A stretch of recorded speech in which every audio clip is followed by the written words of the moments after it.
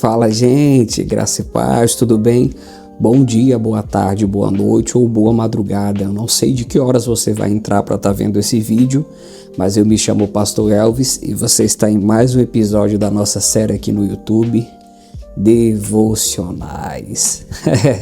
É isso aí, pessoal, devocionais. O devocional de hoje é bem interessante e é como se fosse a continuidade de alguns assuntos que nós temos passado para os irmãos aqui na nossa plataforma, aqui no nosso perfil. Hoje nós vamos estar falando sobre a salvação em 3 tempos. Nós vamos estar falando sobre a salvação em 3 tempos. Então eu queria que você pegasse um papel, eu queria que você pegasse uma caneta ou um lápis, ou que você pegasse um tablet, ou um iPad, ou um notebook, não sei o que é que você usa aí de melhor que você possa ter para que você faça algumas anotações, porque hoje você vai descobrir algumas coisas maravilhosas da palavra de Deus, tá bom? Enquanto você procura, a gente vai dar oportunidade ao pessoal para estar deixando um like, para estar se inscrevendo e ativando o sino das notificações, porque quando cair vídeo novo aqui, você já fica sabendo na íntegra e já assiste aqui no nosso perfil, tá bom? Bem, pessoal, para falarmos sobre salvação em 3 tempos, nós precisamos entender algumas linguagens que estão dentro da Bíblia. E tem horas que a gente está lendo a Bíblia e a gente pensa que está compreendendo, e daqui a pouco a Bíblia vai fazendo aquele embaraço na nossa mente, e chega uma hora que a gente chega à ideia de que nós não estamos entendendo nada e que parece que a Bíblia não tem conexões bem claras. E quando nós falamos de salvação, existem 3 visões ou 3 tempos na salvação que o apóstolo Paulo vai falar, e isso causa um embaraço na cabeça dos cristãos que estão aprendendo agora sobre soteriologia, que é a doutrina da salvação. Por exemplo, quando nós estamos lendo Paulo falar sobre a salvação, tem horas que o apóstolo Paulo fala que nós fomos salvos. Você vai ver isso em Efésios. Paulo diz que nós fomos salvos. Beleza, aí você entende que nós já fomos salvos. Só que daqui a pouco você começa a ler as outras cartas de Paulo e você fica nessa confusão. E daqui a pouco você está lendo e Paulo diz que nós estamos sendo salvos. Ainda não fomos salvos, estamos sendo salvos como que um processo que começou e ainda não terminou. E daqui a pouco você lê e Paulo fala da salvação como uma esperança vindoura, como algo que ainda vai acontecer. Como é que a gente consegue unir e compreender essas 3 falas do apóstolo Paulo que diz que nós fomos salvos, estamos sendo salvos e seremos salvos? Nós compreendemos isso com base na tricotomia, que foi um assunto que eu trouxe aqui em outro podcast. Quando o indivíduo ele é agraciado por Deus e ele recebe Jesus como seu Salvador, a palavra de Deus diz que naquele momento ele é salvo. Naquele momento ele recebe uma nova natureza. O Espírito de Deus habita dentro do corpo desse homem, que agora é habitar do Espírito Santo, e o Espírito de Deus se une como amalgamados. Eles se unem e o Espírito do homem e o Espírito de Deus passam a ser um só Espírito, conforme diz o apóstolo Paulo. A gente chama isso de novo nascimento. Esse novo nascimento tem 2 aspectos. O primeiro aspecto é o aspecto judicial, porque o homem tinha uma dívida, e o segundo aspecto é o aspecto de ressurreição, porque o homem estava morto. Então nós estamos falando de uma salvação judicial e espiritual. E o que é que acontece quando o indivíduo recebe Jesus como seu Senhor e o Espírito Santo como aquele que vai habitar dentro do corpo do cristão? Ele recebe uma nova vida. E o que é que acontece nesse momento? Acontece a salvação. Esse indivíduo agora tem a vida de Deus no seu espírito e passou da morte para a vida.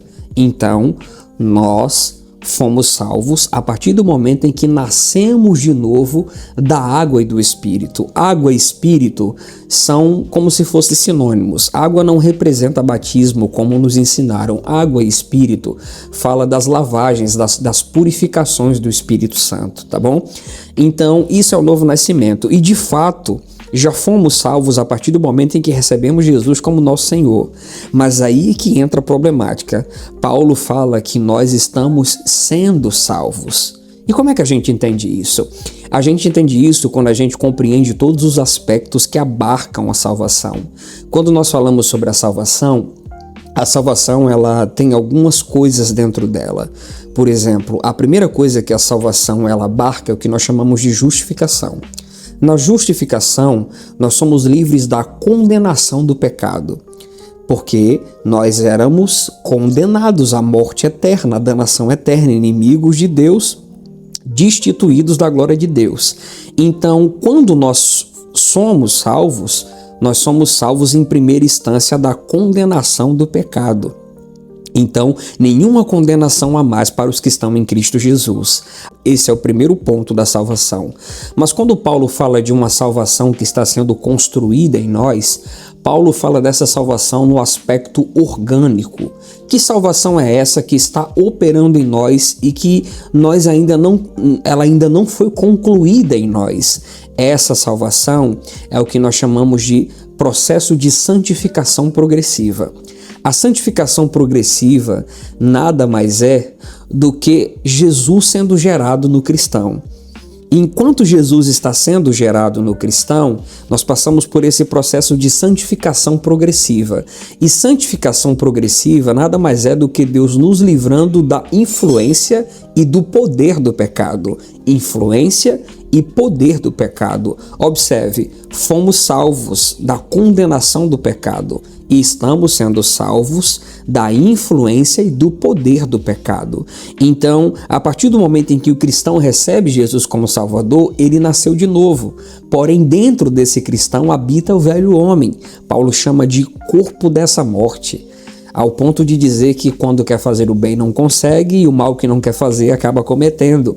Então, todos os dias, esse velho homem, ele tem sido mortificado pelo poder da palavra de Deus e nós estamos entrando em um processo de santificação progressiva. E esse processo de santificação progressiva, ele dura a vida toda. Então, essa construção salvífica nós chamamos de construção orgânica, a fim de que nós cheguemos à santidade, à estatura de Jesus Cristo, à imagem do Filho unigênito de Deus. Então, fomos salvos da condenação do pecado e estamos sendo salvos da influência e do poder do pecado através da santificação progressiva. Número 3. Paulo fala da salvação como uma esperança vindoura. Paulo fala sobre essa salvação que há de vir, há de acontecer. E é aqui que gera a maior problemática, porque o cristão fica em dúvida. Então eu não sou salvo ainda? Então se Jesus vier agora eu ainda não sou salvo? Que salvação é essa que há de vir, que vai acontecer ainda? A gente chama isso de conclusão final da salvação.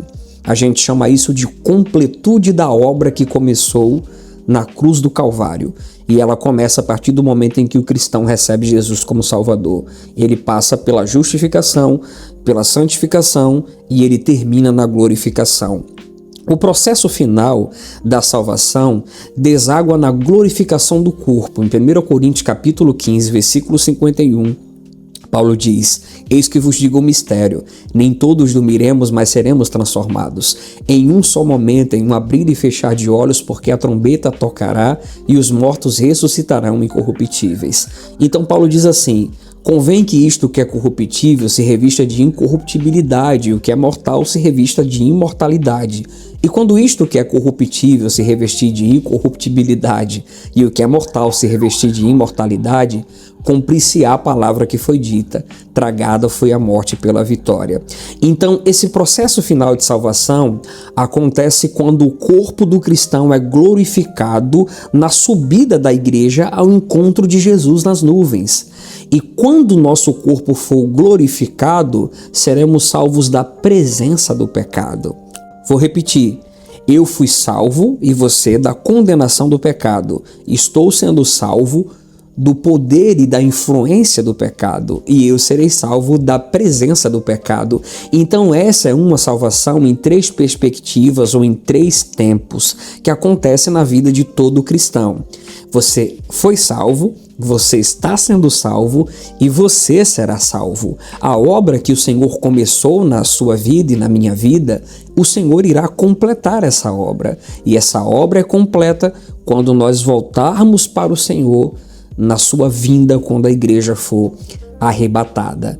Assim, nós compreendemos esses 3 tempos que Paulo fala sobre a salvação e essas 3 características da salvação: justificação, santificação e glorificação. Justificação, eu não estou mais condenado. Santificação, eu não estou mais escravo do pecado. Glorificação, no meu corpo não habitará mais o pecado. É assim que nós compreendemos a salvação, a partir do momento em que ela começa e que ela termina.